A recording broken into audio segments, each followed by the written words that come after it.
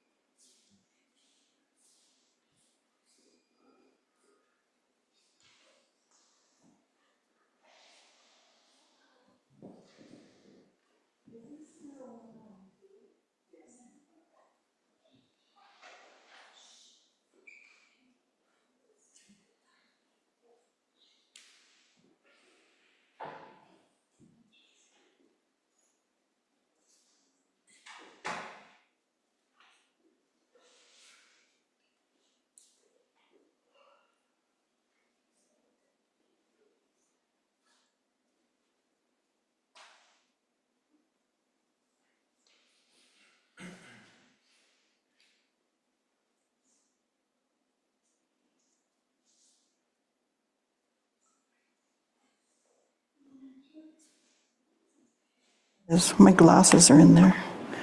I'll put them on the other. At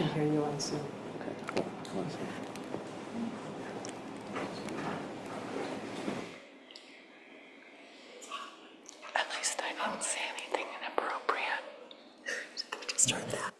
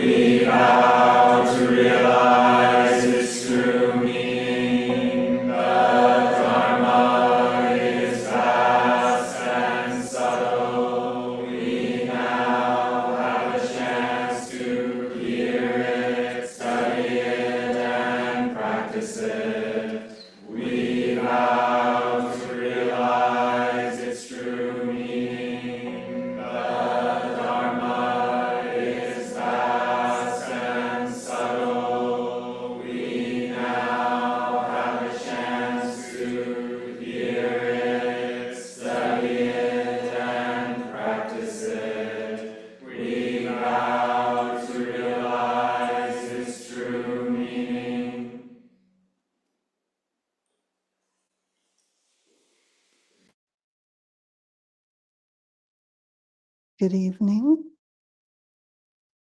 We're not Kathy Fisher. Together with our powers combined, perhaps.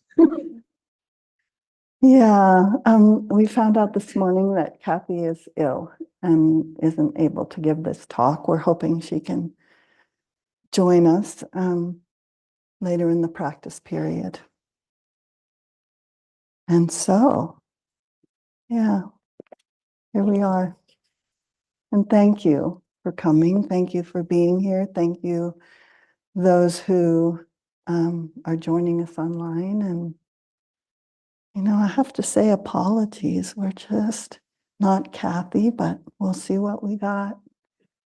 I love her. She's a beautiful human being and teacher. So hopefully she can join us a little bit later.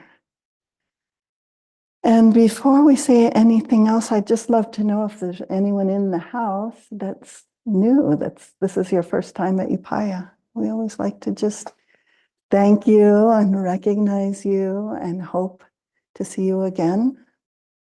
It's wonderful. And we are starting our fall practice period. This is our first night. We'll have an opening ceremony a little later on. And so I'll say a little bit about what we're studying and hope to give a little trace and trail that I hope will encourage you. We're going to be studying what's called the Golden Age of Zen, which is T'ang Dynasty Zen, and which has so much the flavor of the Zen that you know and love and practice, and that came down to us. And I think some of the most juicy and beautiful and fresh elements of our practice come from that period. So we'll be studying that. And I just want to give a little introduction of when that was and what it was and why we take up this study right now. And I'm going to say some words, and then Kozan will say some words. And for my part, You will enjoy an impressionistic, non-sequential, somewhat fresh and spur of the moment talk, and that's good. And I do ask your forbearance. And like I said, the teachings are so beautiful. I hope something that I say can give you at least a little bit of a flavor of that. And I'm not a historian or a linguist, and the Chinese words and names that come out of my mouth, I also apologize ahead of time. But I can give a brief sketch of the times that will create a context, I think, for this study and of the influence of those times and those who inhabited them on the Zen that we know. But what I can share very honestly and deeply, more than details of the history, is my relationship to these teachers and poets of this time. Because for me, their teachings move me, they inform my practice, and also my kind of relationship to what it is to be whole and integrated. That's one of the things that was so deep in their teachings. And they're loving and very human and funny and dedicated. That's very, very dedicated. And also have a deep sense of integration with this beautiful planet and with the cosmos.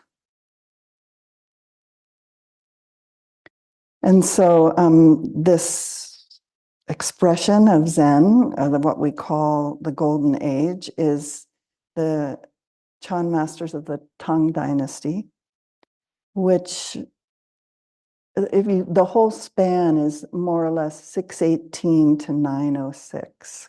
And those numbers are probably kind of squishy, but it'll give you a little bit of a sense of what that time was.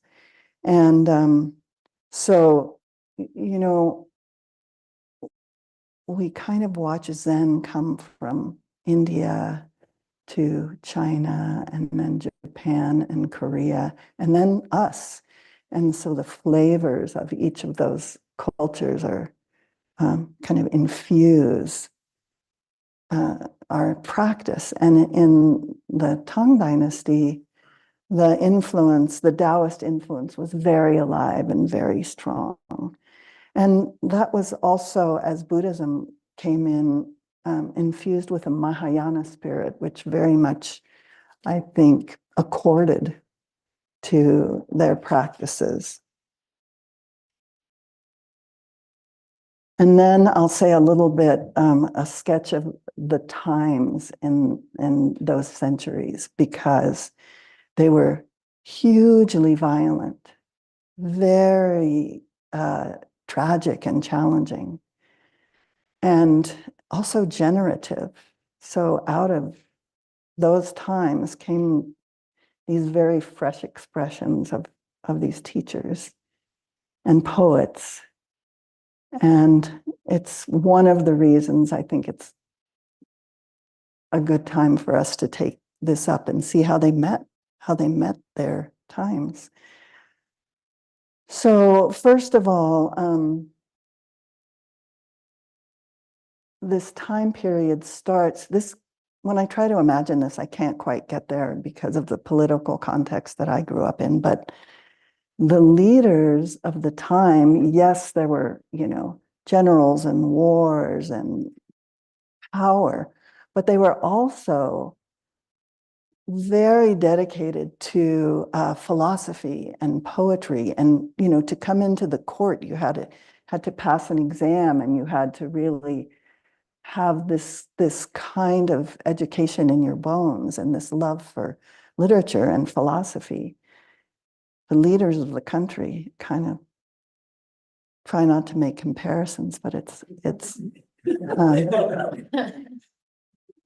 I've just never experienced that, and I think it's a beautiful thing. And so, in this kind of vibrant culture, came a huge rebellion and starvation and poverty There was a general, An Lushan, in 755 who rebelled against the emperor. It had something to do with a concubine. Anyway, there was a huge rebellion, and within a year he'd captured the eastern capital, and the next year his forces seized and sacked the capital, which was a huge, like the most populous and developed city in the world at that time. And the rebellion continued and was finally put down by the army, maybe about, it looks like about less than 10 years later. But in that time, they think as many as 36 million people were killed or displaced or starved, which was 3/4 of the population. So just to even stop and imagine that, it's kind of unimaginable. And these were the times out of which these poets and Chan masters came. So this era of war and famine and hardship coincided with an immense flowering of calligraphy, of landscape painting in particular, and poetry.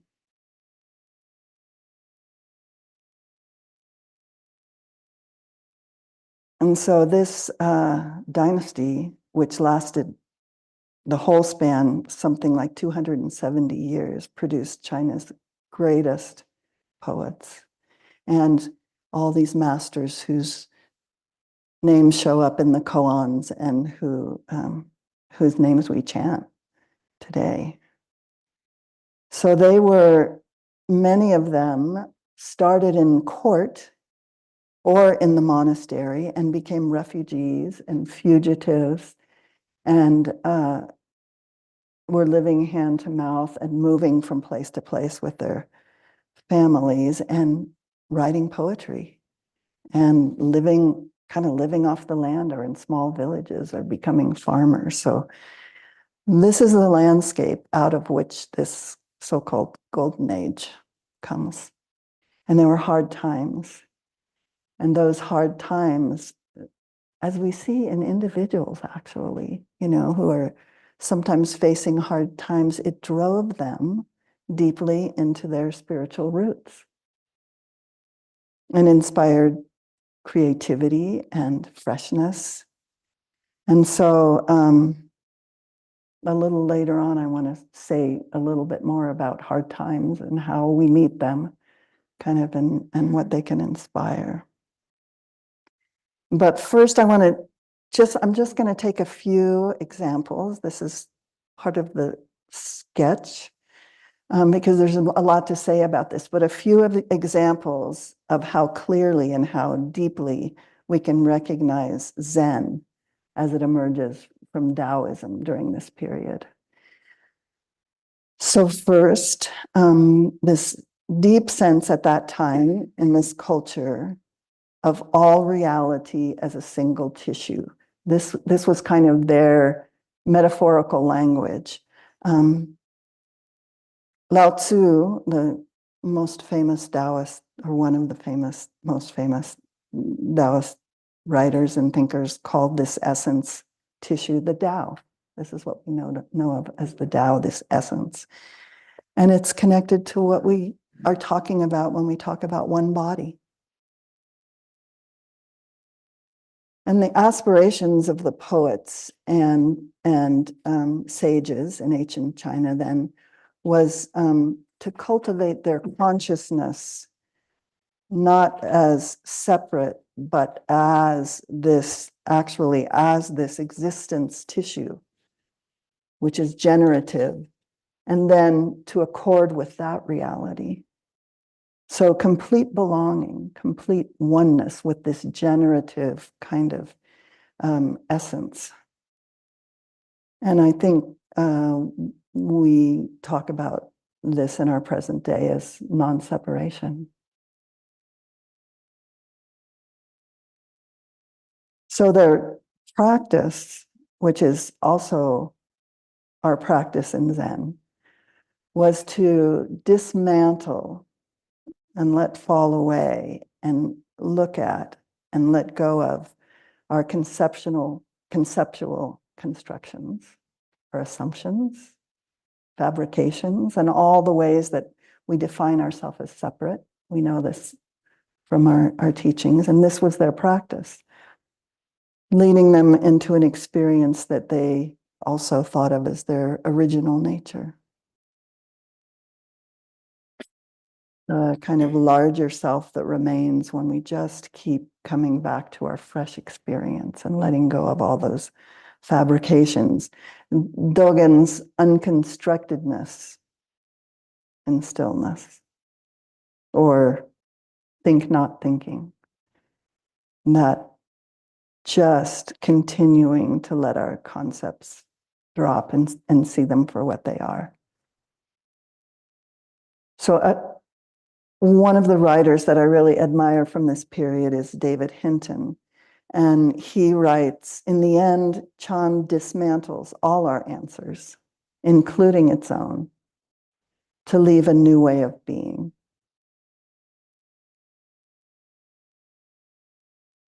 So another connection, there's an explicit connection between Taoist thought and our emptiness teachings.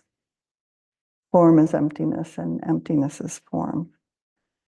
So in Taoist terminology, it sounds like absence is all existence seen as one undifferentiated tissue, while presence is that same tissue seen in its differentiated form, the 10,000 things.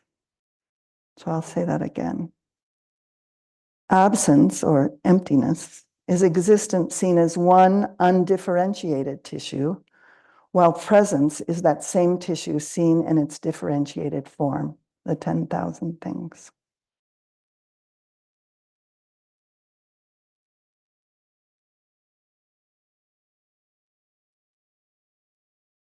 And I'll read one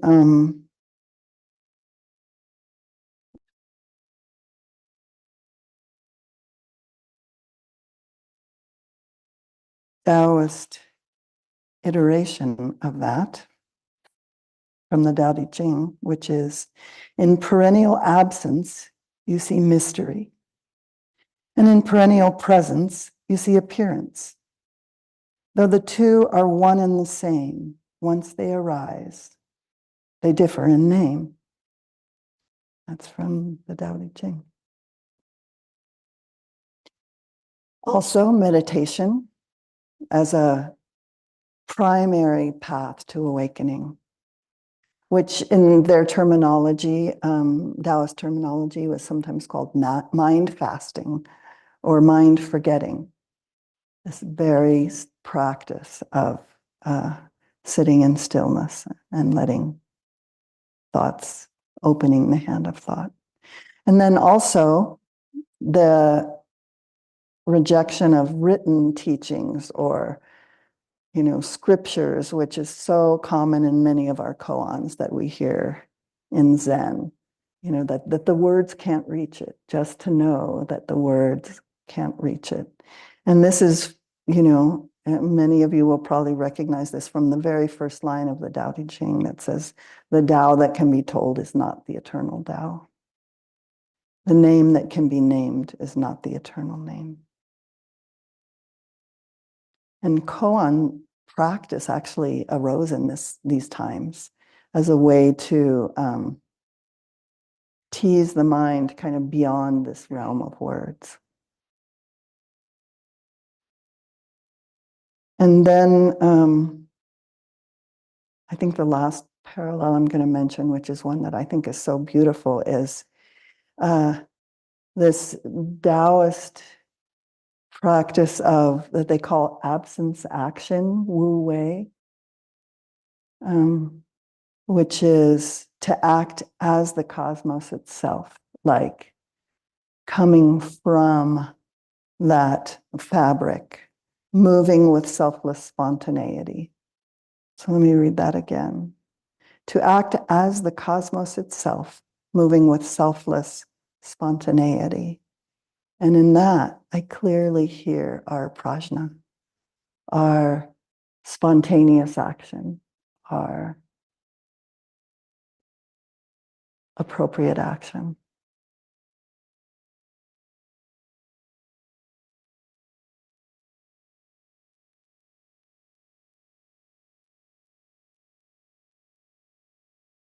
So a quick word about the poets, and I'd like to talk about them, I hope, later in the practice period. But, thought as the distinction of thought as taking us outside of ourselves and creating the illusion that we're separate. And how poetry, and you'll see this in the poetry of this time, and actually what we see later in haiku, which is this space for us to enter a moment in time, kind of a silence that opens us up to this immediate moment in time. So I'll read one poem. This is from Li Po, a very, very famous Chan poet. Birds have vanished into deep skies. A last cloud drifts away. All idleness. Inexhaustible, this mountain and I. We gaze at each other. It alone remaining. So this one of probably thousands of poems that point to the wholeness that encompasses both the kind of emptiness and the huge presence of mountains and rivers and that existence that was so alive and that they, felt so connected to. And there were also many poems about the hardships. And one of the most revered Chinese poets of his time, and also very revered in our time, especially in China, his whole biography went through that period from being in the court and being a poet to his whole life being blown apart by the rebellion and becoming a nomad and leaving and wandering with his family and becoming a farmer and suffering what one suffers in those times. And the short poem that I want to read really encompasses being like an expression of that real suffering that's not apart from this awareness, this one big mind awareness. So let me read that.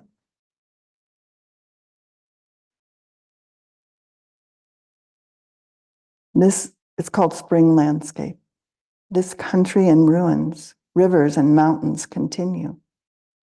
The city grows lush with spring. Blossoms scatter tears for us, and all these separations in a bird's cry startle the heart. Beacon fires 3 months ablaze. By now, a mere letter's worth 10,000 in gold. And worry thinned my hair into such white confusion, I can't even keep this hairpin in it. So love and beauty and acceptance, and then this I don't know, this lightness of heart. And just a word or two to bring this a bit into the present. I want to reference something that I talked about a few weeks ago, which is Susan Murphy's A Fire Runs Through All Things, where she writes about koan practice and accessing this very same kind of a mind as really the only way that we can be in the fire and face the environmental destruction and have like a mind that can kind of go beyond the linear mind to act spontaneously and responsibly. So she says, the not knowing mind is non-contentious in temperament. It assumes nothing and objects to nothing. Not knowing is the decision to let reality become clear to you, unforced, to sit and walk in a way that's permeable to silence and wonder, letting it resolve and inform you, even as it moves you, most simply, to act.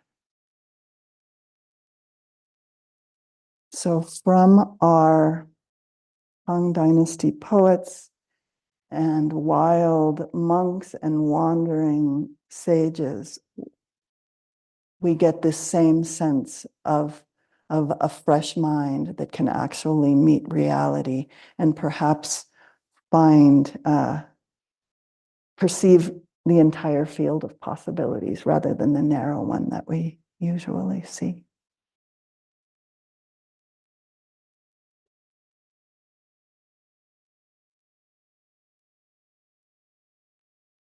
So I will end with one 2-line quote and turn it over to Kozan. And this is from one of our Zen masters of the golden age of Zen, Yuan Wu. Everything comes from your own heart. This is what one ancient one called bringing out the family treasure. Everything comes from your own heart. This is what one ancient one called bringing out the family treasure.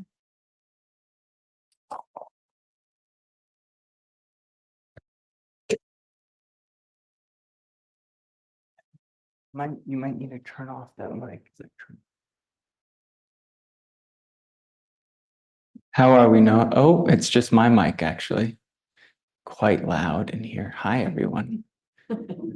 Thank you, Monshin. It's incredible you can share with us this history and these teachers, and it feels like not a history lesson at all, but like you're sharing the sorrows and difficulty and determination and depth of a whole era.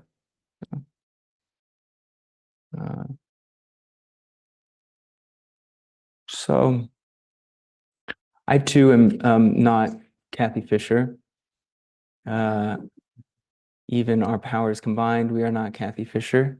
And thinking of Kathy as she recovers from pneumonia, it looks like, in the Bay Area.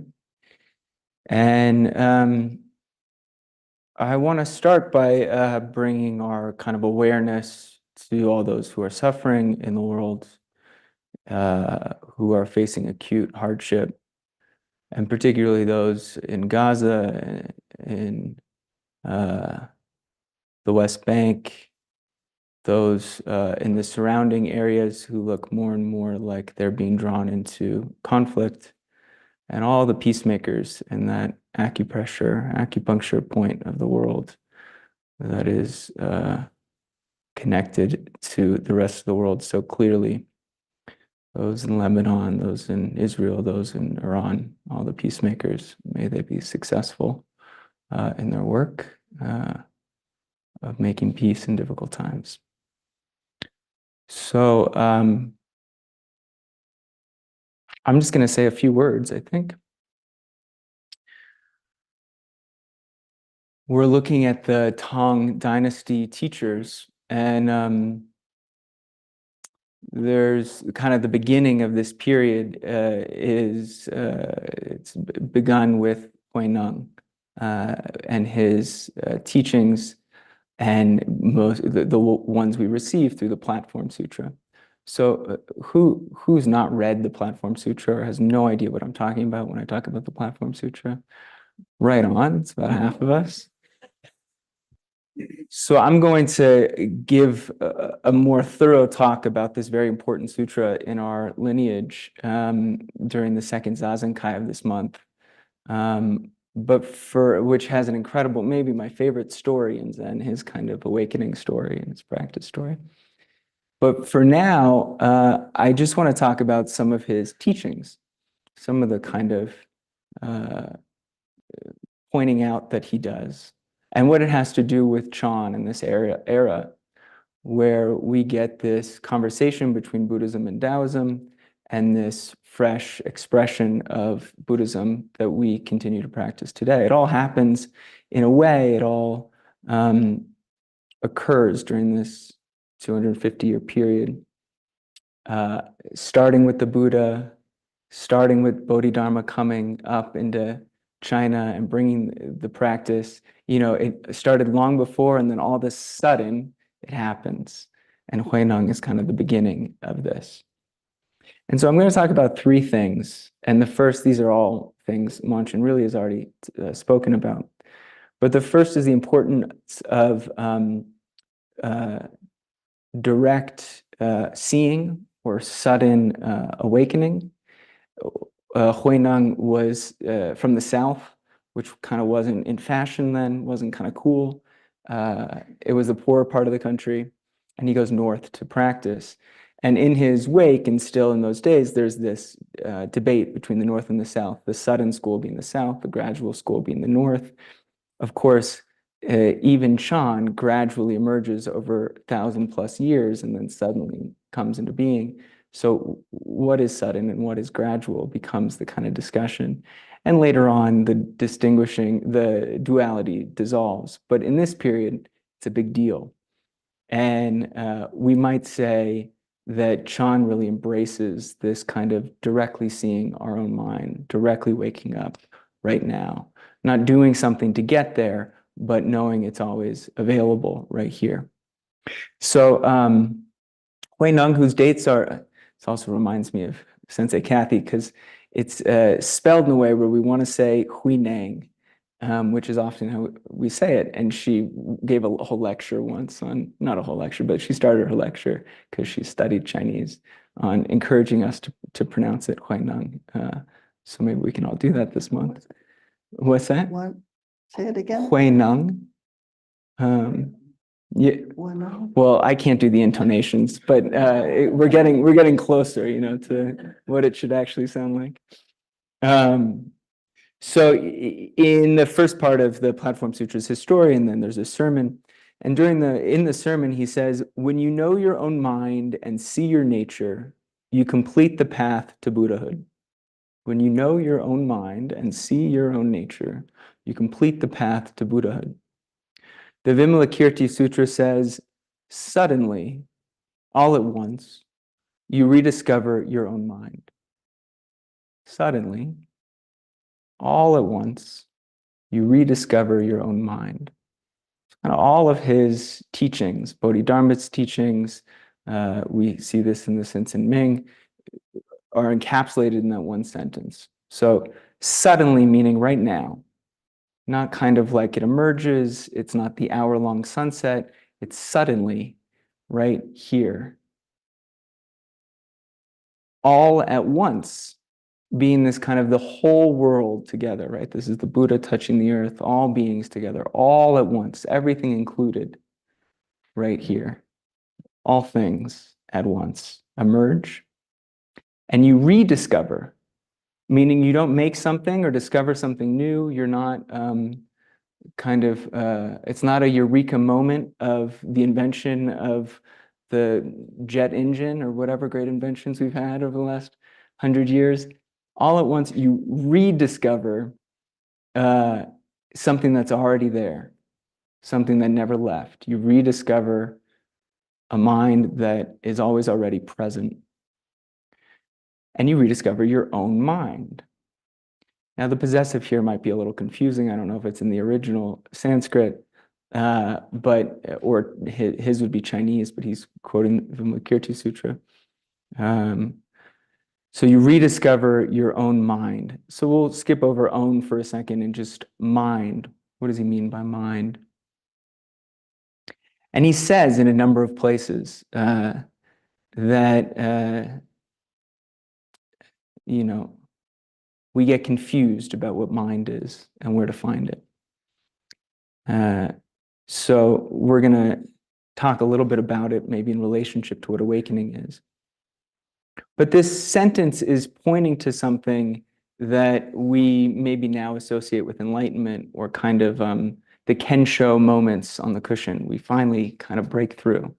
And this is in the koans brought about by a staff, someone hitting you, or some loud noise, or you fall off a small cliff, or there's some like jarring event. And these habits of aversion, distraction, numbing, certainty, these habits of mind that we can't see because we're in them, suddenly crack open, and oh yeah, it was already free and here to begin with. So that's all these stories we pass down to give us courage in knowing that we can all experience that it's always here. So we call it Kensho in this beautiful poem, The Mountain, facing the mountain, and then only the mountain remains. This is also a common metaphor, entering the mountain, becoming one with the mountain. This is also talking about this realization. So the important thing that Huineng points out is that we shouldn't be confused about where to find this. That this state of suddenly waking up is not something we achieve. It's not something we find outside of ourselves. It's not something we create. So he's building on Bodhidharma here, who in the bloodline, the blood lineage sermon, sometimes called the blood sermon, says, if you use your mind to look for the Buddha, you won't see the Buddha.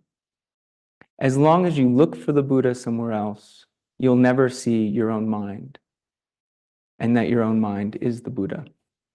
To find the Buddha, you have to see your nature. I guess we're getting a little circuitous here. So we're going to look for the Buddha, but if we look for the Buddha, we have to find our own nature. But then what's our own nature? A lot of thinking can get us kind of turned around. So here are the things that help me. And then I'm going to ask us each to think about something. Later in the Platform Sutra, Huineng says, the sutras only say to take refuge in the Buddha of yourself. They don't say to take refuge in some other Buddha. If you don't take refuge in your own nature, there's no other place to take refuge. That's pretty emphatic. It's pretty clear. There's nowhere else to wake up but in this body, this moment, this mind. And he's asking us to notice the ways that we look outside, that we're searching for the right place to practice, the right posture, the right community, the right teacher, the right job, the right partner, the right city, whatever it is. We're going to find the thing, the body that doesn't have knee aches, the so forth and so on, and then we'll wake up. And he just keeps pointing, no, right here, right here, right here. So this is Taoism. This is the kind of Chinese cultural influence of really just pointing directly. So I'm going to step outside this kind of sutra for a moment. We all kind of know this aspect of Zen, and invite us, those of you who are here for the evening, and particularly those of us who are beginning practice period, to put down whatever we think about kind of suddenly waking up to this moment as difficult or as elusive. And imagine that we do this 10,000 times a day. It's very common, but we don't notice it. And then think back to when you were young, maybe very young, maybe 6 or 7, 8 or 9, 10, 11. We were young. And a time when you were fully immersed in the world, fully immersed in your experience. And there was no story of it. And it was quite vivid. And it was as if everything was alive, just as it was. Was there a moment for you? Raise your hand if you can think of a moment that was like that. Okay.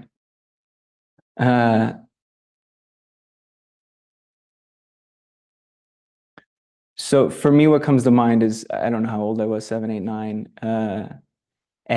We lived in a kind of cul-de-sac in Los Angeles, and it was all safe, and there wasn't a lot of supervision because there wasn't a lot to be afraid of. But one day, somehow, I wandered off into the thoroughfare streets, the big streets. And it was so intense. It was like being hit with a stick by a Zen master, right? The cars everywhere, honking horns, huge coral trees in the middle of this divided, like highway-like thing in the middle of the city.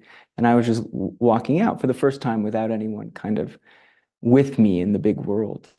And it was just as it was. It was huge. And I kind of disappeared into it.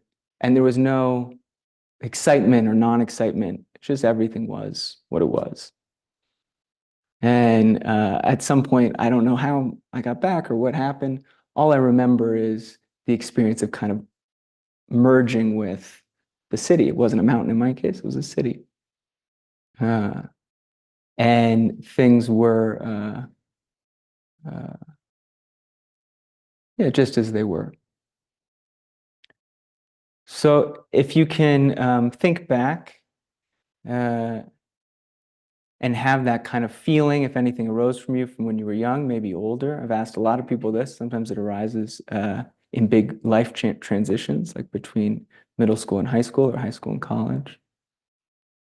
And just think of how every day that was. No one told you it was like something called awakening or Kensho or anything special. And maybe it really made an impression. And you thought, oh, I wonder what that is. And maybe it even led you here. And so the important thing about if we have some kind of moments that resonate with this is that we know that that mind is always present. It's not like we created something else, or we went and found something else, or something we did like created a different version of ourselves. We knew it was nothing special or like achieved. It was just an immersion in this life as it was. And then we can find ourselves in this room, and we can be upright and together, and we can stop for a moment, and we can notice, oh yeah, that's right here. You notice that's right here? Do you? What's your name?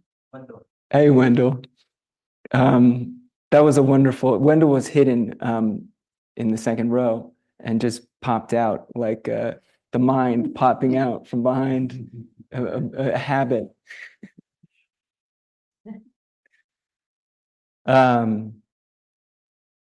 So this mind that we realize, the Zen teachings, Huineng's teachings, this whole period are encouraging us to get into a relationship with the fact that we can't grasp it. There's no achieving it. It's like grasping space, Huineng says. How do you grasp space? You can't pick it up. You can't put it down. And yet we can live into it or be aware of the space that is in and infuses everything. So this is Huineng's invitation to us.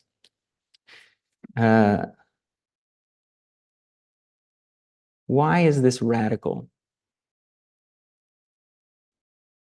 In a way, this flips the view that we get of kind of all the marks of the Buddha, all the things we have to let go of, all the things we're going to achieve one day, and says, instead of, as Dogen says, carrying the self forward to illuminate all things, we allow all things to come forward and illuminate the self. This is awakening. And in this way, we then say enlightenment is arrived at, or this awakening is experienced by removing the barrier between self and other. That's the whole practice. To let go of the habit of clinging to things, searching for certainty, whether we have the right story or the right identity, the right partner, so forth and so on. To remove the barrier is to remove the pervasive dream of standing on solid ground. So mind, which we can't grasp, because it's constantly changing. Means this life, which is not solid, which is not fixed, is something we learn to live into. So that's it. Harada Roshi, who writes about this sutra, puts this practice like this. He says we have to peel off layer after layer of self-conscious awareness.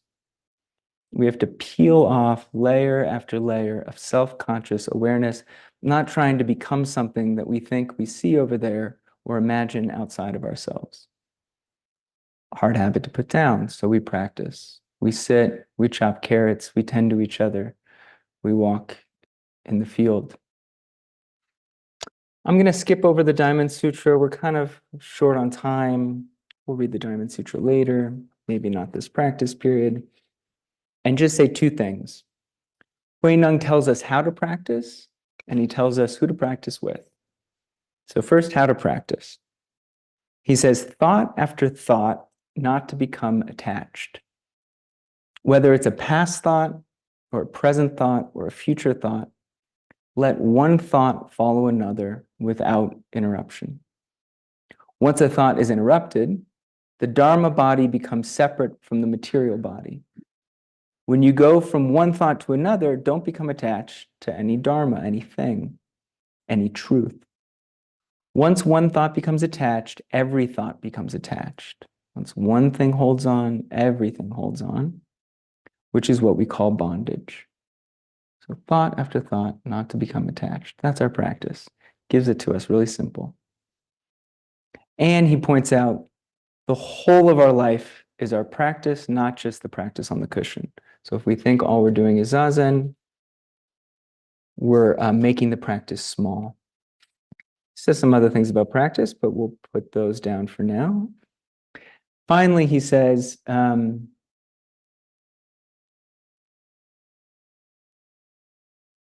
we need each other. That's his third message. We need each other, and in particular, we need good friends. That if we find a good friend, why do we need each other? We need each other because we have blind spots. We're stuck in a habit. We're angry at this. We're critical of this. We think everything's futile or the whole world's just roses, whatever. We have some kind of bias. And if we don't have a good friend to be with us and point it out, we might never see it. More importantly, if we're stuck in a pattern of being, of kind of acting, we need a good friend to take our hand and kind of dance in a different direction with us.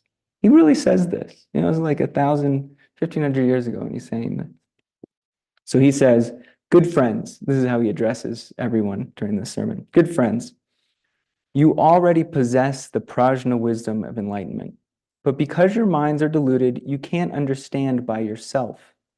You need to find a truly good friend to show you the way to see your nature. So we're looking for a good friend. And then he says, because you find a good friend and practice together, you will attain liberation and meet the good friend inside your own mind. So that sounds nice.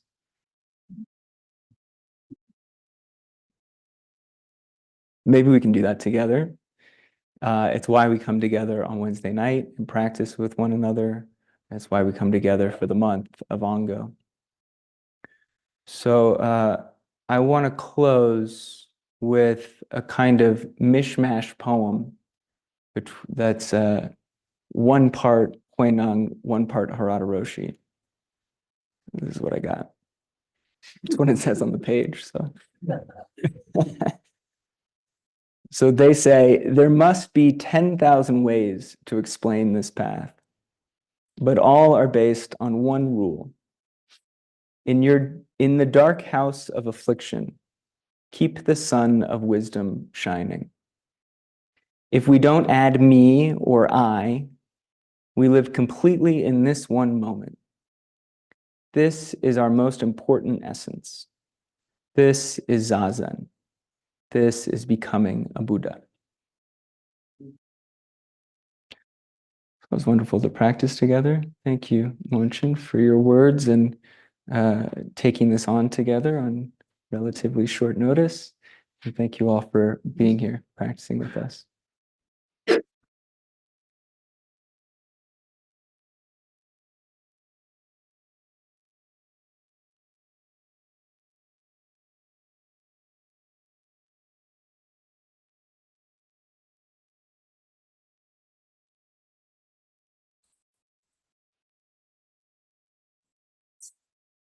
inexhaustible. I vow to transform them. Reality is boundless. I vow to perceive it. The awakened way is unsurpassable. I vow to embody it. Creations are numberless. I vow to free them. Delusions are inexhaustible. I vow to transform them. Reality is boundless. I vow to perceive it. The awakened way is unsurpassable. I vow to embody it. Creations are numberless. I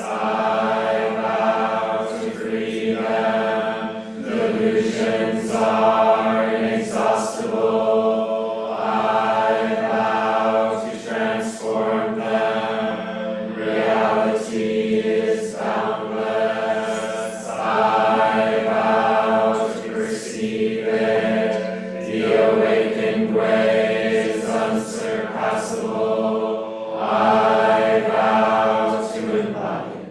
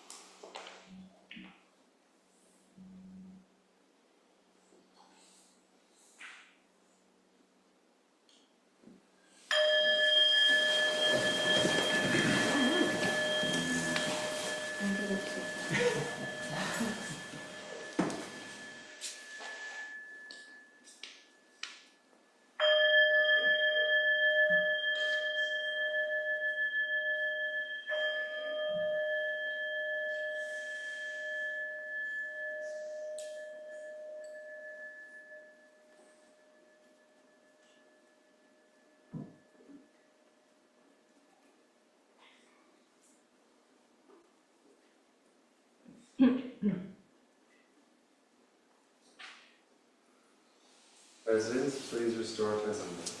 We won't restore Kozan. Please do not restore. So for our guests, thank you so much for joining us tonight. For our residents, we'll all proceed to dinner, and we'll do so with a sense of purpose, as we have a ceremony in about an hour.